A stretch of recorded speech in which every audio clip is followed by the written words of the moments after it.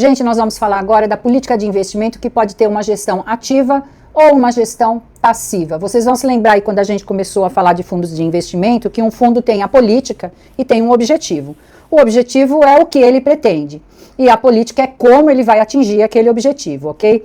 Então, num fundo de investimentos, a gente pode encontrar a gestão passiva. Seria o objetivo do fundo quando ele diz que ele vai acompanhar, vai replicar determinado índice e o seu desempenho será sempre aderente a tal índice, ao benchmark, ok? Então, é determinado no objetivo que ele vai acompanhar a taxa Selic, por exemplo. Vamos admitir que o objetivo seja rentabilizar o fundo acompanhando o índice da taxa Selic, ok? A taxa Selic, então, será o benchmark desse fundo. Quando a gestão é passiva, ele diz que ele vai acompanhar, mas ele não diz que vai superar o índice, ok?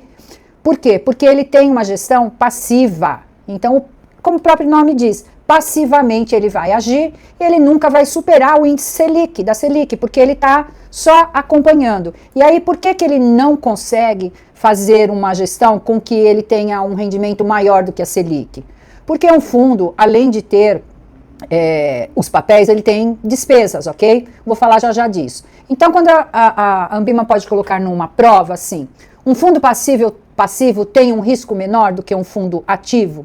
Não necessariamente, tá bom? A gente pode estar falando, por exemplo, de um fundo de ações, que tem uma gestão passiva e que vai acompanhar o índice Ibovespa. Então, o que significa acompanhar o índice Ibovespa numa gestão passiva? Ele nunca vai superar o índice, em função de todas as características de despesa que um fundo tem, ok? Agora, o fundo pode ter a gestão ativa. Aí sim, ele vai superar, ele vai trabalhar para superar o índice de referência. E aí, o gestor vai poder tomar posições de maior risco da carteira. Ele vai arriscar um pouco mais para tentar atingir o seu objetivo, ok? O rendimento espera, então, sempre no longo prazo, ter uma rentabilidade superior ao benchmark, ok? Os fundos de gestão ativa são aqueles fundos que podem cobrar uma taxa de performance. O que significa cobrar uma taxa de performance? Significa que, olha, senhores cotistas, se eu conseguir superar o índice Ibovespa num período, né, de 1 ano, de 6 meses, então, sobre o ganho que se teve, né, aquele ganho acima do previsto, eu vou cobrar uma taxa de performance. A gente vai falar da taxa de performance daqui a pouquinho, mas é só uma característica dos fundos de gestão ativa. Eles podem cobrar a taxa de performance, ok? Bom, sempre que um fundo for ativo, ele tem que estar mencionado na nomenclatura do fundo, no nome do fundo, tem que estar expresso no regulamento do fundo, em todas as outras documentações que fazem parte do fundo de investimento. Então, nós temos a gestão ativa e nós temos a gestão passiva. Por que é difícil, então, replicar um índice benchmark? Por que nunca vai estar nem 100% e nem talvez muito acima do benchmark? Nós temos diversos índices, aqui eu coloquei alguns. A gente tem o IBRX 50, o Ibovespa, que é também um índice de renda variável, esse aqui também é renda variável, e esse aqui é um de renda fixa, e o IPCA, ok? Bom, o fundo que busca determinado benchmark, eles não refletem, não vão refletir nunca exatamente o índice, porque todas aquelas despesas que dá a gestão do fundo, a administração do fundo, ela é deduzida das cotas. Então, uma vez que ela é deduzida das cotas, os fundos e a diversificação dos índices, dos próprios títulos, vão impactar na rentabilidade, porque ele não tem todos os títulos lastreados naquele benchmark, são títulos diversos. A estratégia é do gestor, é ele que vai fazer lá com que o fundo atinja o seu objetivo e atinja também de forma que ele esteja adequado, aderente ao regulamento, ok? Então, um fundo nunca vai refletir exatamente um benchmark. Esse é o ponto, ok? É isso que vocês precisam entender. Muito bem.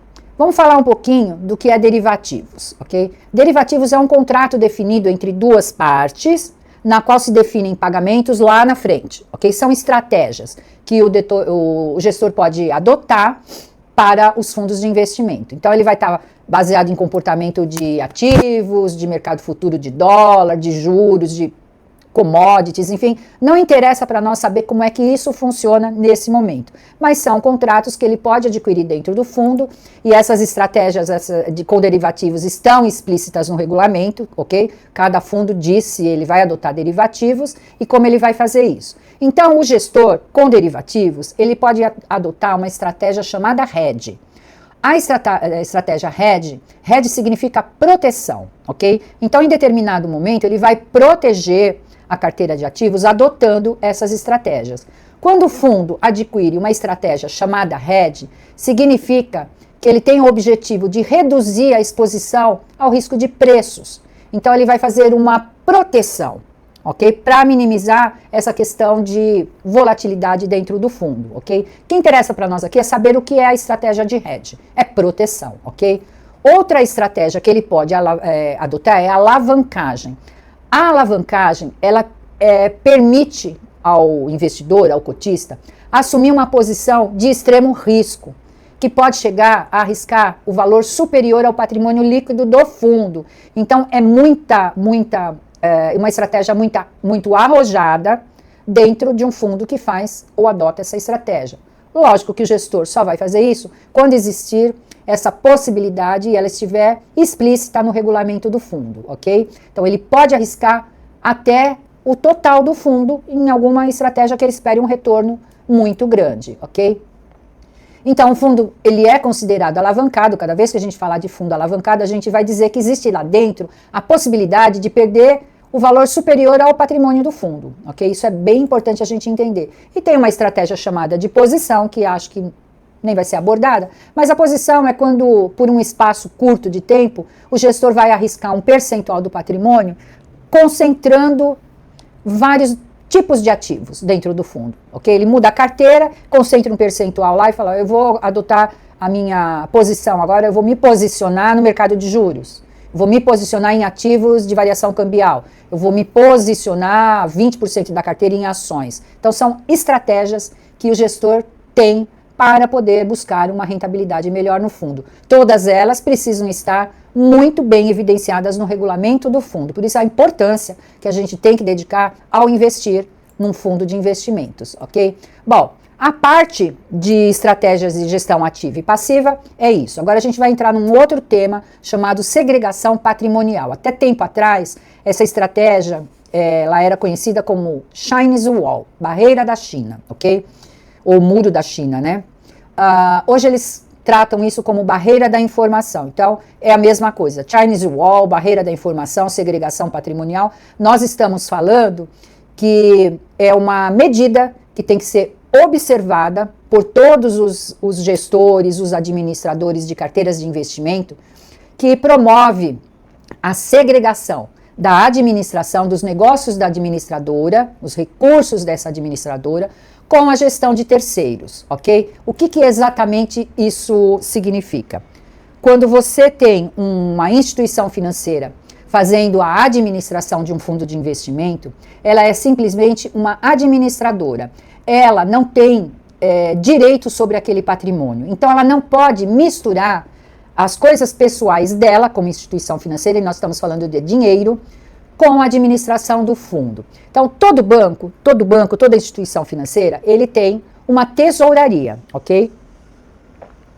Essa tesouraria da instituição financeira, ela emite títulos, ela emite, por exemplo, o CDB, ok? Então, quem mexe com o dinheiro da instituição financeira não pode misturar o assunto com quem faz a gestão do fundo.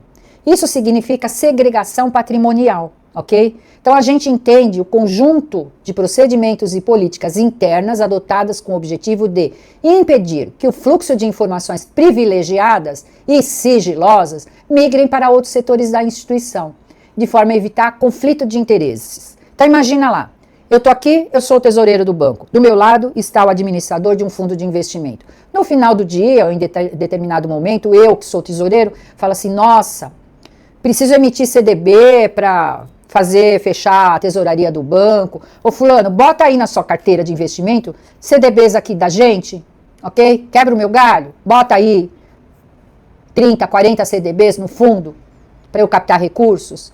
Entende? Então, essas atividades têm que estar separadas, não podem estar na mesma unidade. Então, esse é o conceito, tá? Esse é o conflito de interesses que pode advir da troca de informações sigilosas, ok? Então, agora eu vou abrir em detalhes para a gente entender melhor. O administrador, então, que está aqui do meu lado, não vai estar mais do meu lado. Por quê? Porque ele ou vai contratar uma empresa especializada para fazer a gestão, ok? Ou então ele vai criar uma área dentro da própria estrutura do banco que vai ser responsabilizada por isso. São áreas distintas. As instituições participantes, os bancos que administram essas carteiras de investimento, eles devem sempre implementar e manter em documento escrito regras, procedimentos que dizem respeito à segregação das atividades que eventualmente possam gerar um conflito de interesse. Então, isso aqui é muito sério dentro da instituição. Então, a segregação física, né, ela é necessária, tanto da área responsável pela administração dos fundos, que mexe com recursos de terceiros, quanto da área que trata a tesouraria do banco. Então, além de serem áreas distintas, elas devem estar fisicamente separadas, ok? Muito bem. Essas são as premissas com relação à segregação de patrimônio. Então, vamos falar mais um pouquinho aqui para fixar. Qual que é o principal motivo? É a segurança para o investidor e o sigilo das informações. Primeiro, tá? Quem faz uma coisa e ele tem lá as suas atribuições e tem que zelar pela segurança das informações às quais ele tem acesso. Ok? Uma pessoa na tesouraria do banco, ele tem que manter uma conduta ética ali, que ele está mexendo com o dinheiro do banco. E o administrador, o gestor, ele tem a sua conduta também para ser respeitada, porque ele está mexendo com dinheiro de terceiros, ok?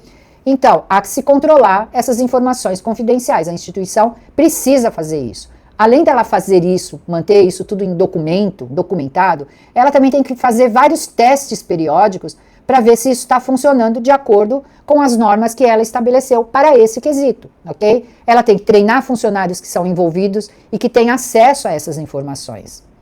Esse manual tem que ser escrito, tem que ter as regras, tem que ter os procedimentos que fale sobre a segregação das atividades que possam gerar conflitos de interesse. Então, ela tem que agir. Essa segregação física de instalações não é necessário entre a área responsável pela administração de recursos, que é a administração de recursos, da área responsável pela distribuição dos fundos, de que a pessoa jurídica seja o administrador ou gestor.